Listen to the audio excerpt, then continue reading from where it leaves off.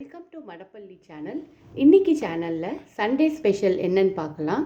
No onion no garlic ஈயச்சொம்பில் செஞ்ச ரசம், ஜீரக ரசம். ஜீரகம், துவரம்பருப்பு, மிளகா வத்தல் அரைச்சி புளியோடு சேர்த்து கொதிக்க வச்சு பண்ண ரசம். வெண்டைக்காய் வதக்கல். இதில் ரசப்பொடி மாத்திரம் போட்டாலே நல்லாயிருக்கும். ரசப்பொடியும் உப்பும் போட்டு நல்லா ஃப்ரை பண்ணணும். நெக்ஸ்ட்டு பருப்புருண்டை மோர் குழம்பு.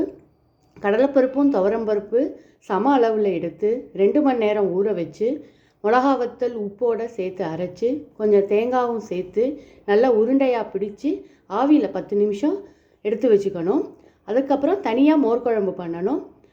இஞ்சி, பச்சை மிளகா, ஜீரகம், தேங்காய் அரைச்சி தயிரில் கலந்து மோர் குழம்பு செஞ்சுட்டு இந்த வெந்த பருப்பு உருண்டையை அதுக்குள்ளே சேர்க்கணும்.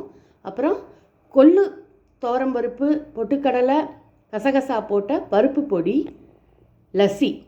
அடுப்பில் சாதம் சூடாக இருக்குது. வாங்க சாப்பிட்லாம்.